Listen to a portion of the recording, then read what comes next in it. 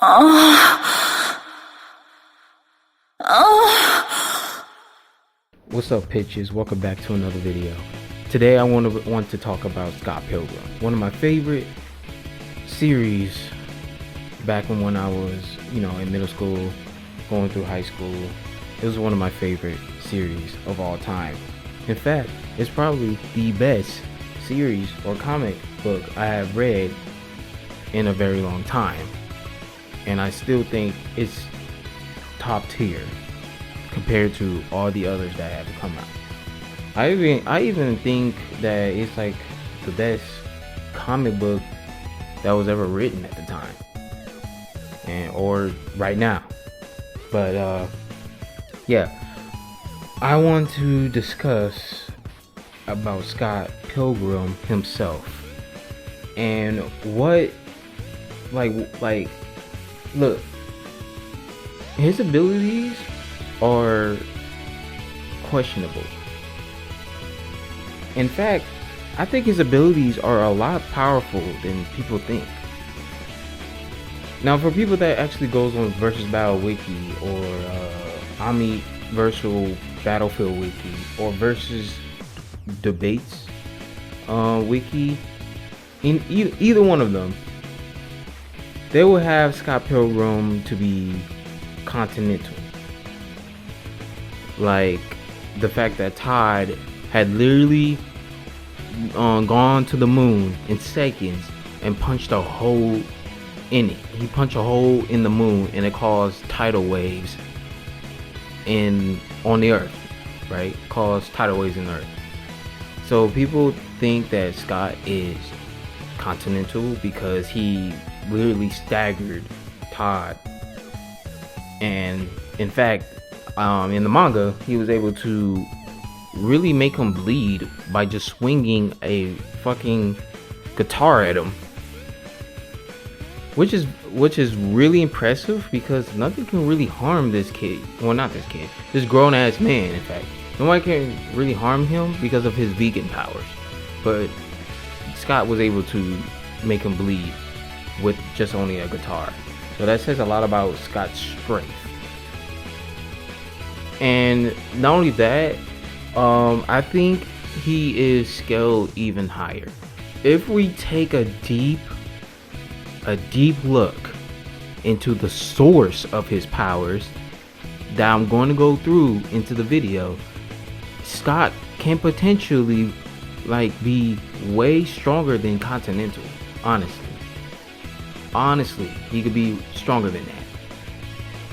In fact, he probably can affect not only the multi-continental, right? He could affect things multi-continental. I think he might be multi-continental and above, or small planet level. You could say that, moon level or small planet level. But some people say it's small planet level because how Naruto actually destroyed the moon when he really didn't. He tanked that attack that destroyed the moon.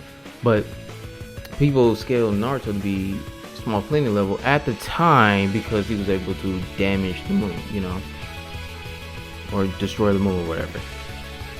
So I think Scott could be moon level or even higher than that with the source of his powers that I'm about to discuss. But before I go into this, people who don't know who Scott Pilgrim is or never heard of it, seriously, have y'all literally been living on a rock? How y'all don't know who Scott Pilgrim is? Right? Who had to fight 7 evil exes in order to win the girl of his dreams, Ramona Flowers. And that's basically the plot. That's literally the plot. Alright? It's a simple story, but it goes deeper than that in the comic book. I'm about to say manga. It goes deeper than that in the comic book, okay? In the movie, it's simple as that. It's funny as fuck. One of the best movies that's ever came out. And I think, in my opinion, it's the best movie ever. But, yeah. So, there's the games. The game is also canon, yes. The game's canon. The fucking movie is canon because it's written by the creator. And the comic is canon. So, there's 3 different types of canon. All right, but most importantly, I will go over specifically the source of Scott's Pilgrim's powers, as I said before. But before I go into that, let me finish up like what Scott Pilgrim is. Like, Scott Pilgrim is a 24-year-old Canadian slacker. After meeting and falling in love with ninja delivery chick Ramona Flowers, he was tasked with defeating her several evil exes, as well as, because people think like several evil exes means like, oh, you mean all the boyfriends, right? No, she dated a girl. During the course of the series, he comes to terms of his past and learns that real power comes from accepting responsibility for his actions. He was a terrible band. Yeah, he was in a terrible band called Sex Bob Omb. Now he is in a terrible band called Shatter Band. But yes, Scott Pilgrim seems like an asshole in the series because he cheated on them. But he learns to accept his past, which was in the form of Nega Scott, like a manifestation of his past mistakes. I'm about to go over Nega Scott in a minute too, later on. But with his abilities, he's able to perceive the world as just a video game. And his abilities is basically, he fights really good.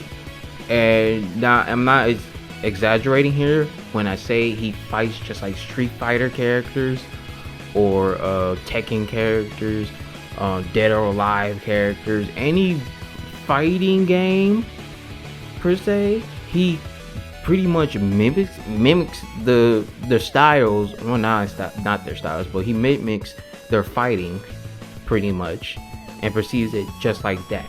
He perceives everything in the world like a 8-bit video game per se. And not only that, he also has sword fighting skills as well, because he starts off with a katana called the Power of Love, but only after he finally gets his shit together and ends up with a massive sword called the Power of Understanding. So for people that think, okay, Scott Pilgrim, he's very powerful, but what does this have to do with his true power? Why? How is he multi-continental or moon level? Why don't you get to the point? All right, I'll get to the point. All right, I will get to the point, but I just want to just go over the things that Scott Pilgrim has done that is not perceived normal.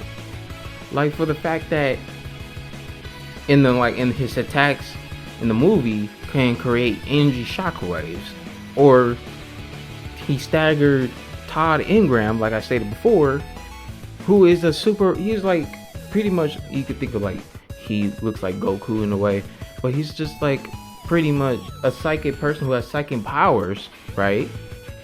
Just by being a vegan, right? And he was able to damage him.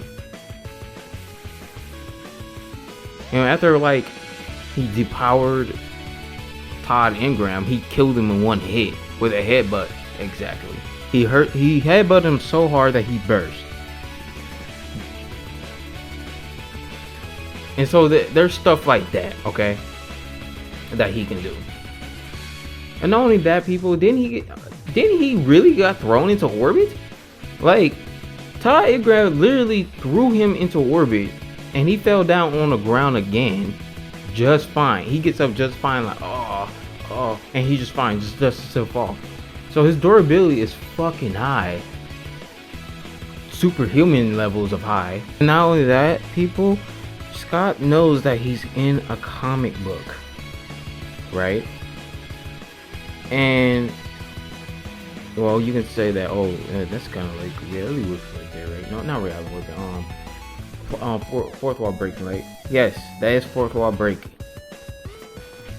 And it's weird that he knows about this shit. Like, he knows so many fucking video game references that it just affects the world. All right. So without further ado, let me get into why I think Scott Pilgrim is stronger than you think. Now, this is an in-depth explanation of the so-called alternate reality or alternate universe known as subspace. Now, subspace appears so many times within this series as transportation, as dreams, or per se, they can appear as abilities within the world that it warps the world into someone's perception. So this subspace is literally been used as weapons or as transportation.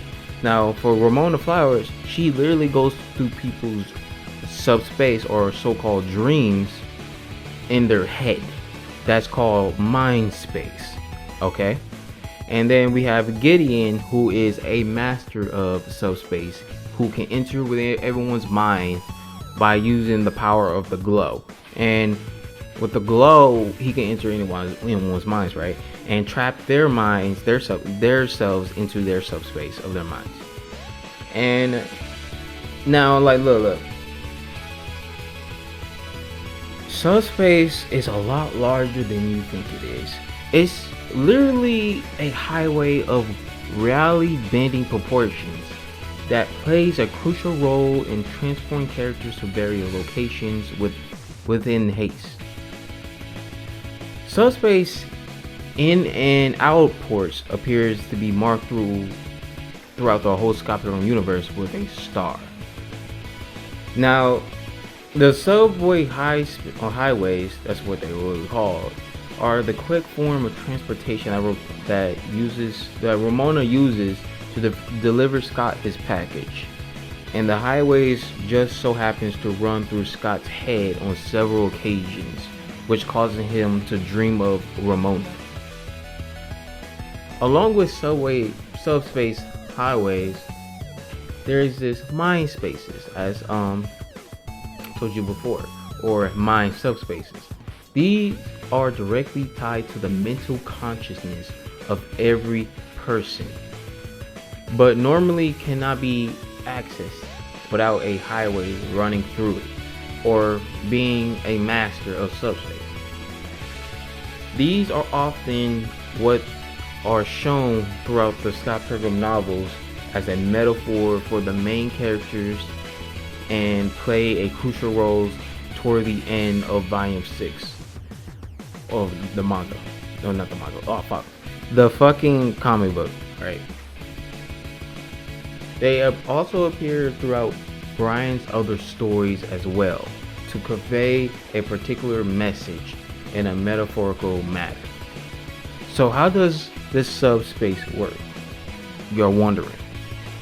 Well, the general explanation, as explained in the comics, is that there exists an eternal universe called subspace, and Ramona's purse or suitcase is actually a portal that she can utilize to warp in and out of subspace. This explains her transportation.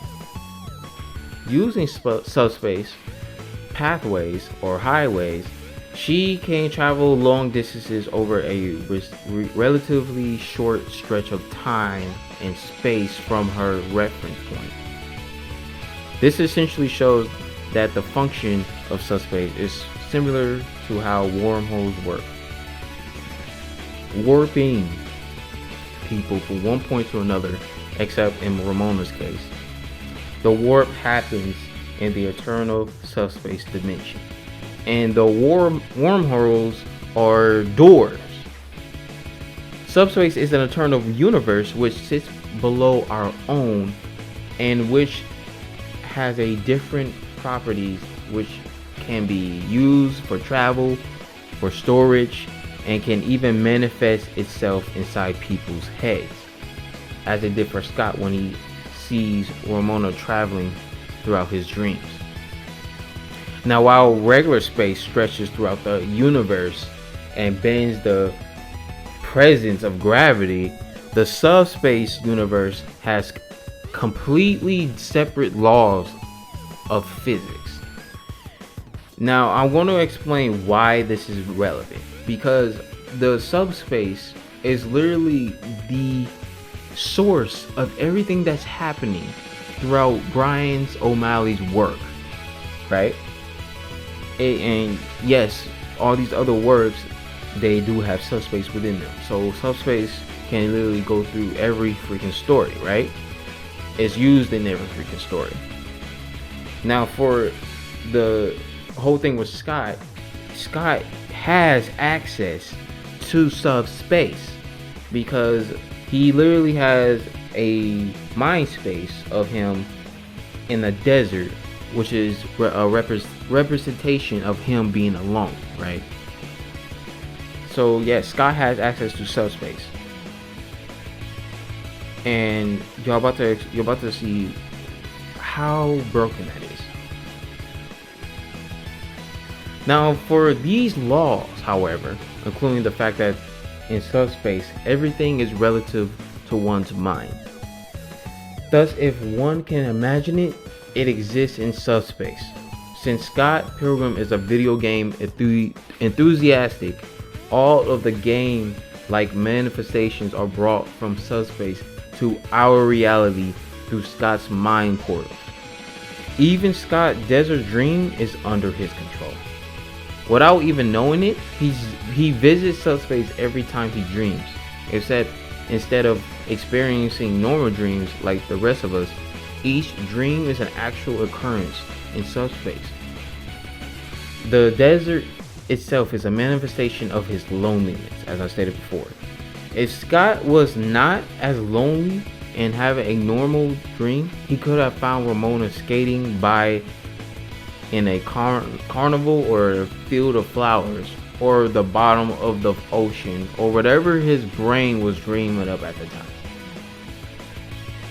Now, the subspace portals are pathways between universes, and what may seem like a miles-long journey from point A to point B in our universe may actually be a few minutes walk to and from the same points in the subspace universe.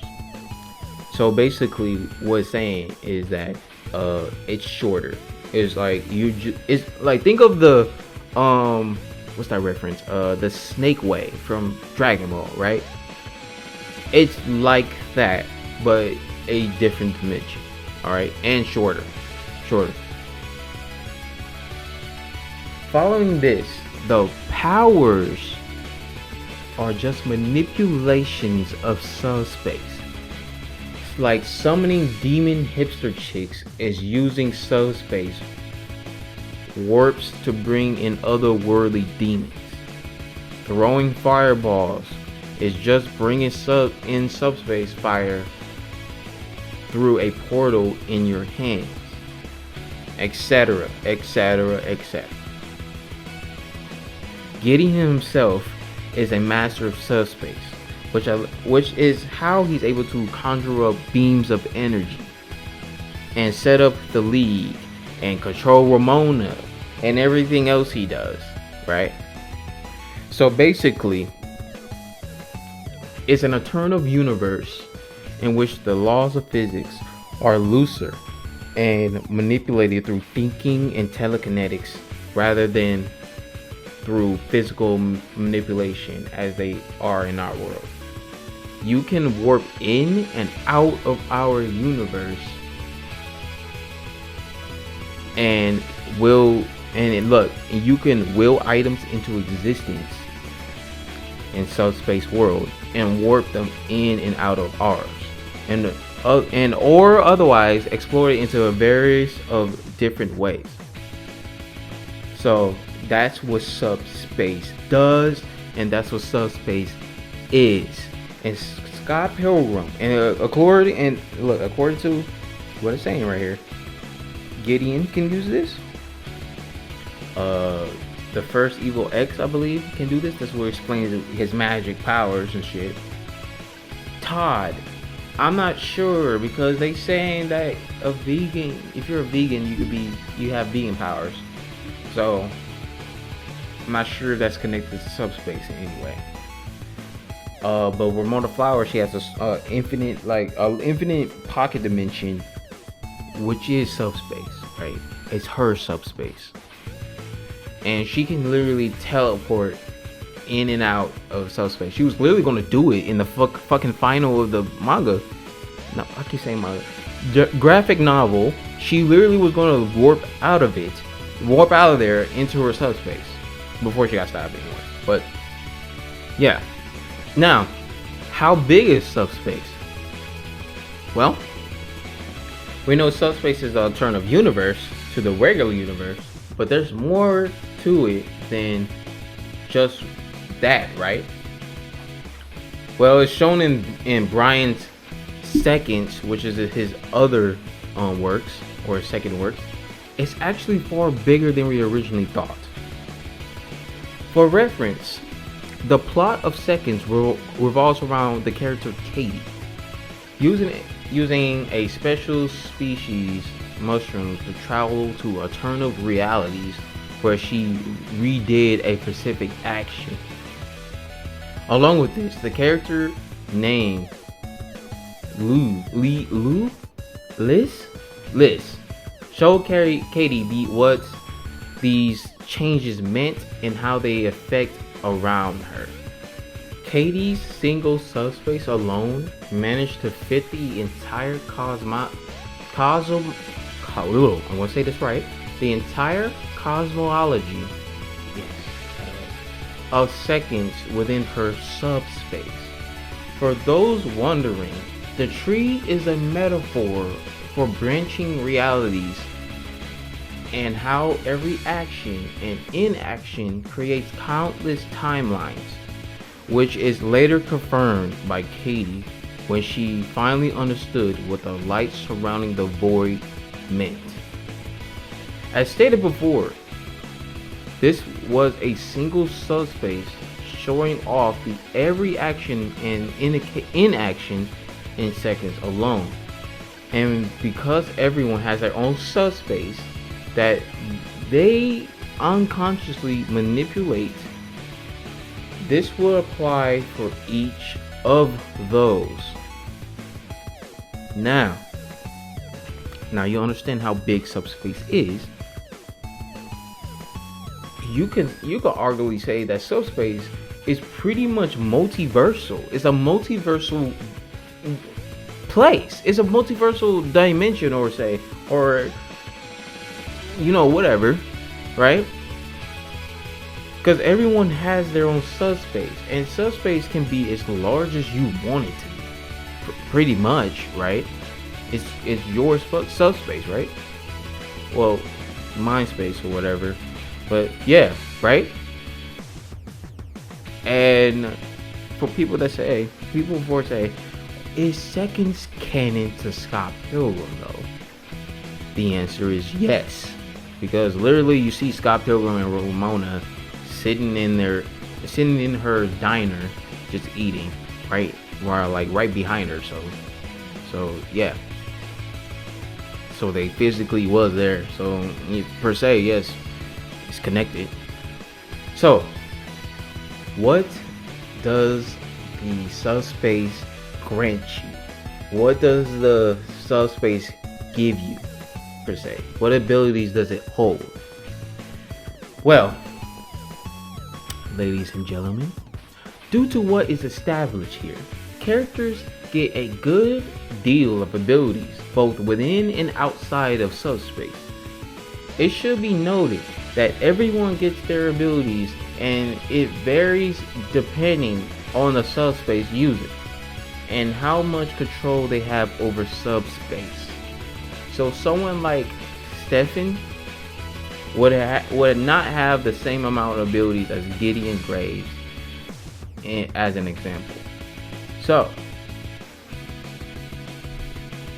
let me make this clear. It varies depending on the subspace user, right? You gotta have control over your subspace in order to be more powerful, right? Same thing can apply with Scott fucking Pilgrim.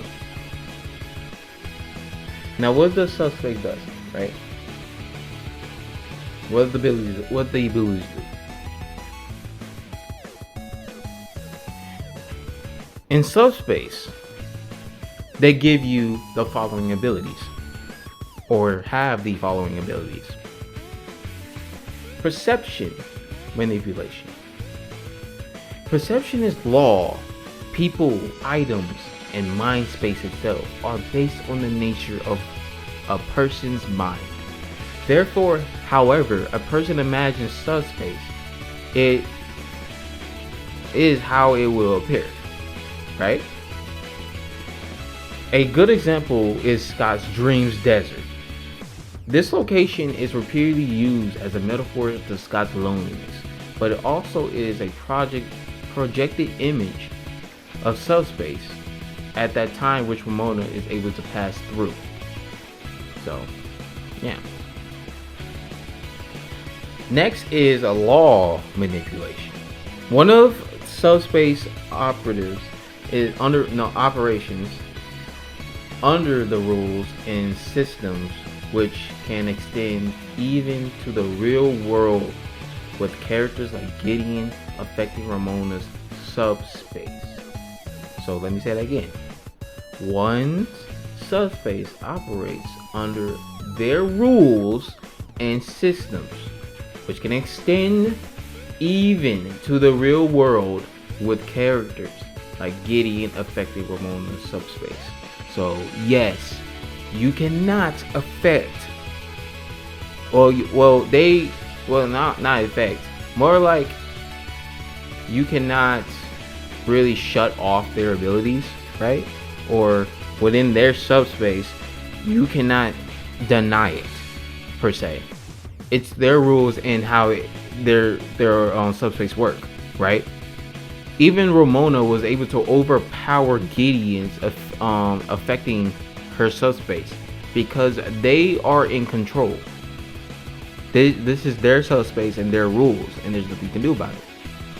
So pretty much they're god of their subspace. Next is the Aos causality, or I don't know how you say that again. The fucking shit that you're unaffected by cause and effects. That fucking thing.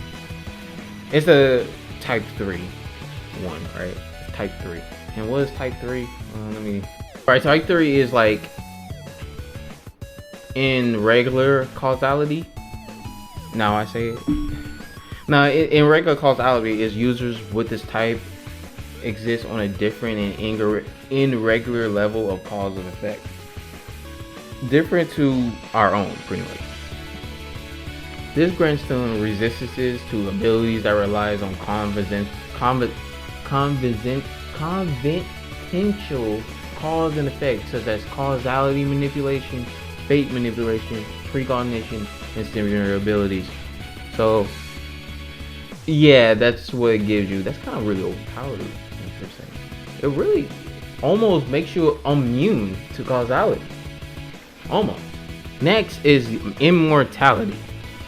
Now here's all the types of immortality. It's 3, 5, 6, and 8. Well, and it gives you regeneration too. So yeah. So the immortality types 3, 5, 6, and 8 are 3, 5, 6, and 8. 3, 5, 6, and 8. Regeneration, invulnerability, resilience, and relentless or something like that. Now let me go over it. Okay, so for people that doesn't know, the type 3 of regeneration is that the user can simply regenerate from wounds that is normally the lethal. However, the effectiveness depends on the degree of the regeneration, per se. The next is invulnerability. The user is immune to physical and mental damage, toxins, and pathogens or something. What pathogens? What the fuck is that? They also unbound conventional life or death, or do not exist at all, and thus cannot be traditionally killed, granting them resistance to death manipulation. However, if they are somehow harmed, they will not be able to regenerate from that harm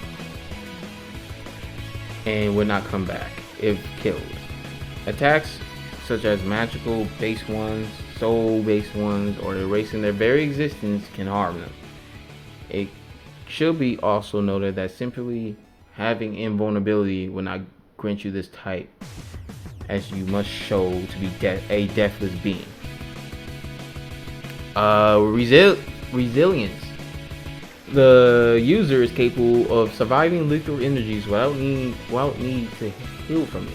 However, the effectiveness depends on the user that they can withstand.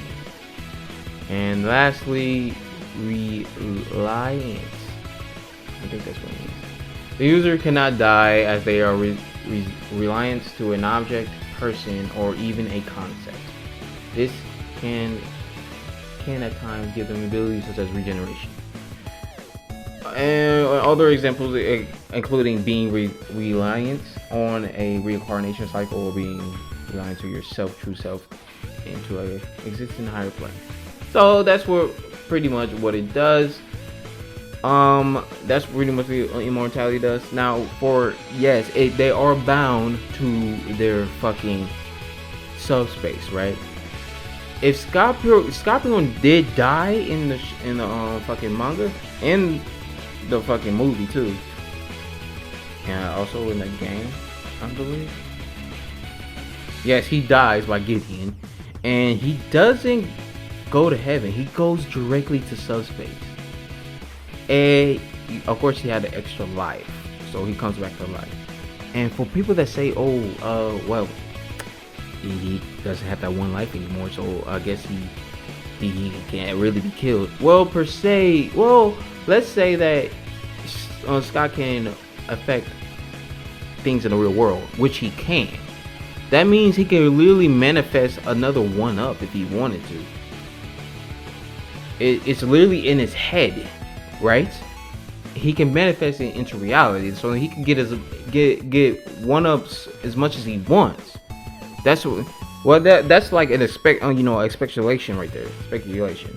But he can theoretically, if this is explaining what he can do. So technically, he kind of is immortal. Now, for subspace avatars, the avatars are pure cognition of one's true self, and extension can be stored by the true form at will. Concepts such as death are irrelevant to them, as if one dies, they will just be sent to subspace. Even spirits can freely pass through and from subspace.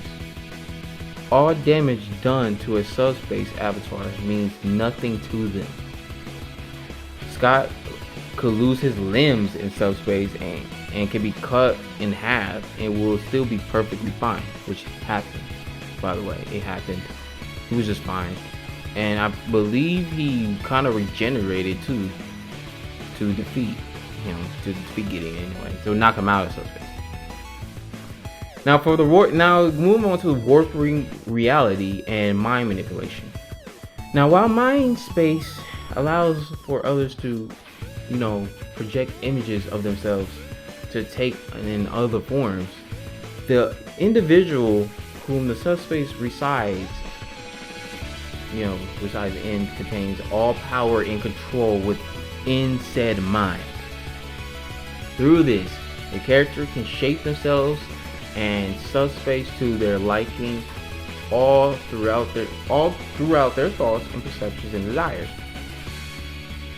So yes, it can literally warp reality. That's what Scott Pilgrim was actually doing, because he perceived everything as a video game. And this was also confirmed because Gideon is a master of subspace, and he's able to do this in other people's subspaces as well.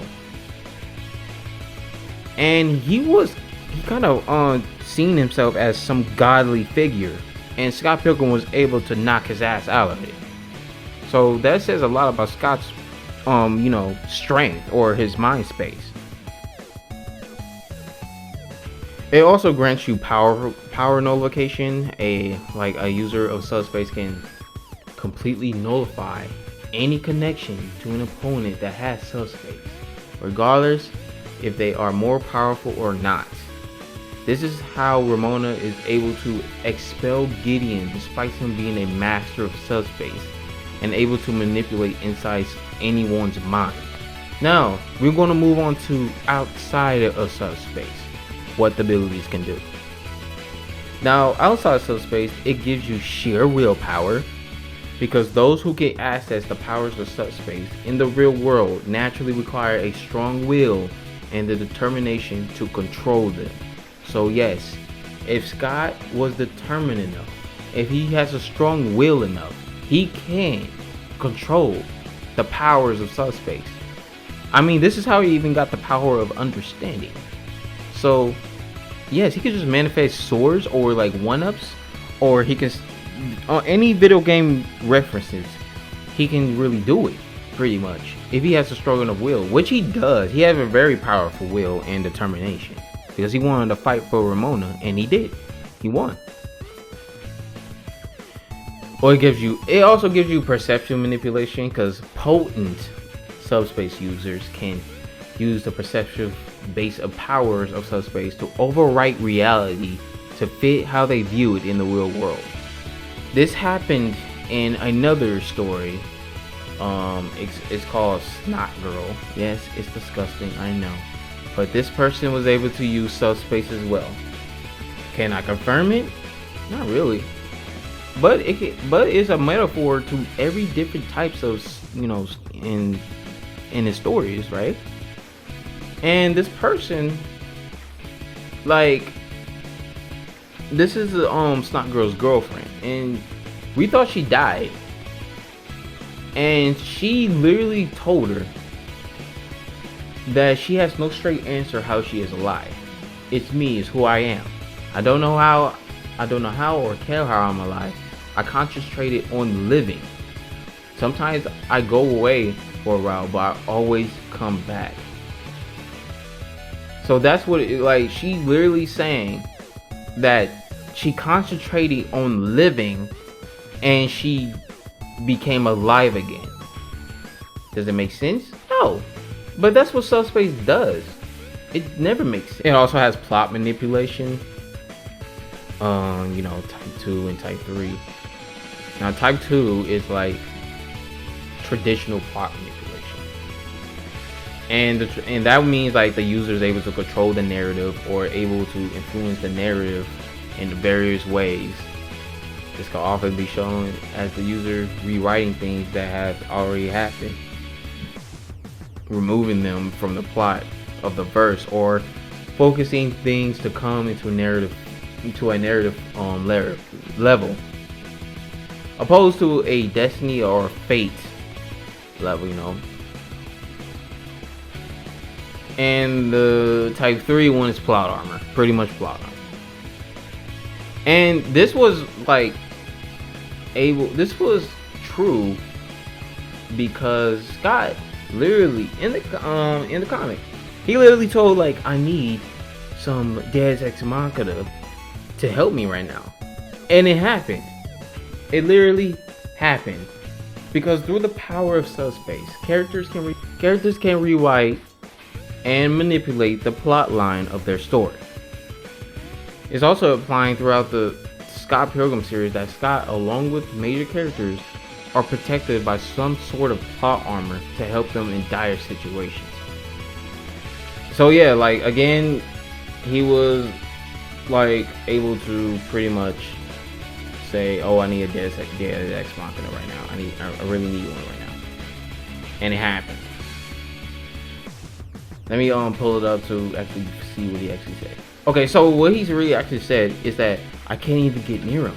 I need some kind of last minute poorly set up Deus Ex Machina, and it fucking happened. So pretty much, this probably is a result of mind space right now, of him just pulling shit out of his ass and infecting reality, and cause it to plot manipulate. Also, it has the subjective of reality and dimensional storage, because whatever a user can imagine can create in subspace. For instance, Scott manifested his love for Ramona as the power of love, which he can pull from and store in subspace. So let me get this clear for people. If you literally imagine anything in subspace, you can literally bring it out of subspace into reality, and you can store it back into your subspace. So that's kind of like imagination manifestation, or imagination manipulation, or something like that. That's pretty much what subspace kind of reminds me of, right? But yeah, because like if Scott's able to turn things into like video game stuff, like video game references or video game power-ups and stuff like that, that's kind of like imagination manifestation or manipulation. But anyway, let me wrap this up, all right? What it does also give you is portal creation and summoning, as the powers of the characters originate from subspace. They can create portals or summon beings or objects from the subspace, like, you know, Scott. Oh, Scott ruined the power of love, or Scott ruined the power of self-respect, or something like that, right? Or, you know, fucking Matthew Patel able to summon these damn demons, right? And now this is the big one, is dimensional travel and time-space manipulation. Now, characters can manifest doors directly to subspace, as Ramona was able to do this, able to take Scott to subspace, or even move between subspace in the real world through sheer force, which Scott was able to do, by the way. He was able to do this because he forced himself to subspace when he was running away from Knife's dad, I believe. And he ended up in Ramona's subspace. And then after that, when he got out of subspace, when Ramona tackled him out of subspace, he ended up outside of Ramona's house. And that's kind of like teleportation, right? Or time and space manipulation, or just warping through time and space itself. That's what we're dealing with here, people. This is what we're dealing with. Scott is a lot more powerful than you realize. So this means he can really force himself into your subspace if he wanted to. I seriously need to reread Scott Pilgrim. It's been such a long time since Scott Pilgrim. It's such a good series. I recommend you watch it. Not watch it. Yes, watch the movie. It's fucking hilarious and it's good as fuck. But also, you need to fucking read it. It's fantastic. It has more content than the movie does, pretty much. And I heard that they're making a anime of Scott Pilgrim, which I'm very excited about, and I hope there's a lot of fans are very excited as well, but we'll see. But getting back on topic, it breaks the walls between subspace and the main universe. That's what subspace does. It gives you dimensional travel, and it allows you to literally warp time and space. All right. Now, there's also the law manipulation thing. Yes, it can happen in subspace, but outside subspace, it can also do this, because subspace can shape reality to the user's liking. For, like, as an example, Scott Pilgrim and the various video game like aspects of the world, which are a result of subspace and perceptive based abilities. So yes, right here, you heard it. He's shaping reality. He's literally shaping reality to his liking, and he's not even noticing. And I think of all the other characters probably didn't notice as well, or they probably did notice and they just don't give a shit. So pretty much, yes, he can do this. He can. Look, people. Scott Pilgrim is a lot more powerful than you realize. His potential is untapped here.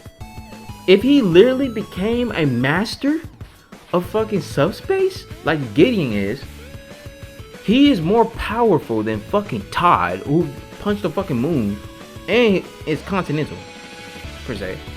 He's stronger than him. Scott Pilgrim can be multi-continental. He can be not only be the best fighter in the Providence, but he can be the best fighter in Canada, or in fact the entire planet. Because it's endless here. It's endless. He can literally affect other people's abilities, per se. Because Gideon was able to affect other people's mind spaces, which able to give them the ability of any ability that manifests in reality. So he really could just turn off your fucking abilities, right?